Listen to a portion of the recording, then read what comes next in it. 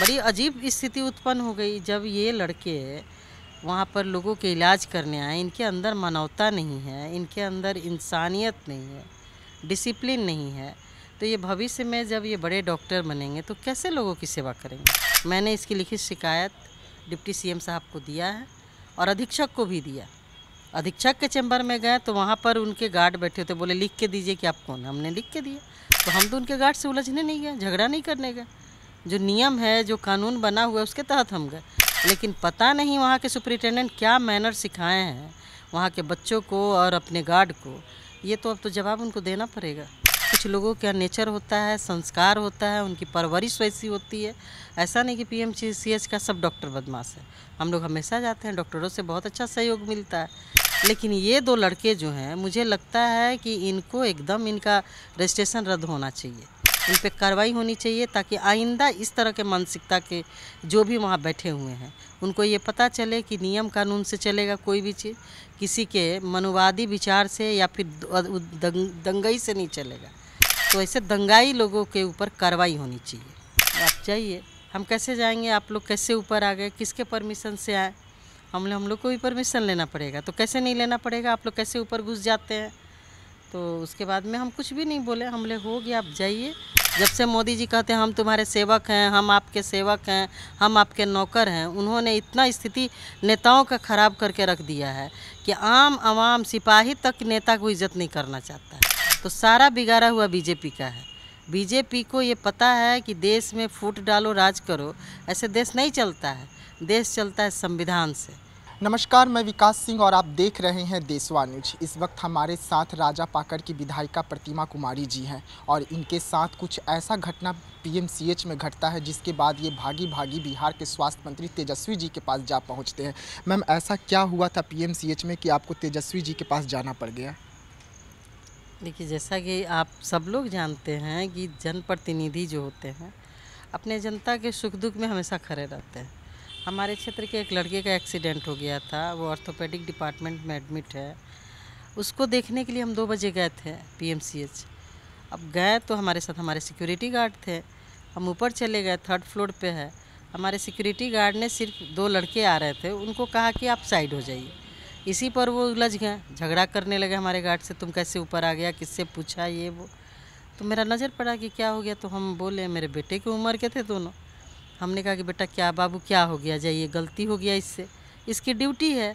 और तो हम लोग डॉक्टर हैं, हम लोग इलाज करते हैं। हम लोग अच्छी बात है, लेकिन ना आपने एप्रन पहना है, ना स्टेथो लिया है, तो इसको कैसे पता चलेगा कि आप डॉक्टर हैं। तो आप जाइए, हम कैसे जाएंगे, आप लोग कैसे ऊपर आ गए, किसके परमिशन से आए।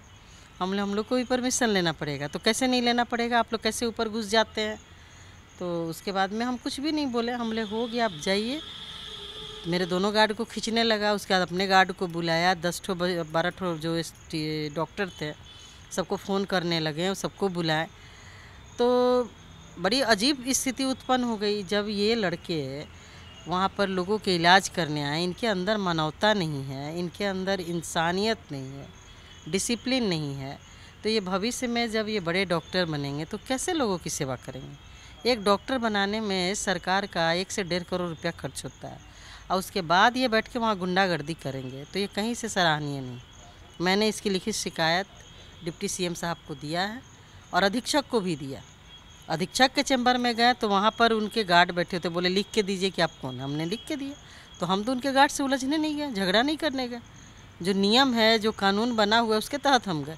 लेकिन पता नहीं वहाँ के सुपरिटेंडेंट क्या मैनर सिखाए हैं वहाँ के बच्चों को और अपने गार्ड को। ये तो अब तो जवाब उनको देना पड़ेगा। जिस तरीके से मैम स्वास्थ्य विभाग खुद डिप्टी सीएम देखते हैं, उसके बाद आप खुद सरकार में हैं, कांग्रेस जुड़ी हुई है बिहार सरकार से, उसके बाद अगर ऐसी घटना घटती, वो भी कांग्रेस विधायिका के साथ में, जब आप सुरक्षा कर्मी के साथ गए, तो आप सोच सकते हैं कि वहाँ जो आम आदमी जाते हैं उनके साथ जो डॉक्टर हैं और जो वहाँ के स्टाफ है वो क्या करते होंगे। देखिए, ये कांग्रेस विधायक और सरकार की बात नहीं है। बदतमीजी करने के लिए कोई ये नहीं देखता है कि ये सरकार के लोग हैं कि विपक्षी लोग हैं। कुछ लोगों का नेचर होता है, संस्कार होता है, उनकी परवरिश वैसी होती है। ऐसा नहीं कि पीएमसीएच का सब डॉक्टर बदमाश है। हम लोग हमेशा जाते हैं, डॉक्टरों से बहुत अच्छा सहयोग मिलता है। लेकिन ये 2 लड़के जो हैं, मुझे लगता है कि इनको एकदम इनका रजिस्ट्रेशन रद्द होना चाहिए, इन पे कार्रवाई होनी चाहिए, ताकि आइंदा इस तरह के मानसिकता के जो भी वहाँ बैठे हुए हैं उनको ये पता चले कि नियम कानून से चलेगा कोई भी चीज़, किसी के मनुवादी विचार से या फिर दंगई से नहीं चलेगा। तो ऐसे दंगाई लोगों के ऊपर कार्रवाई होनी चाहिए।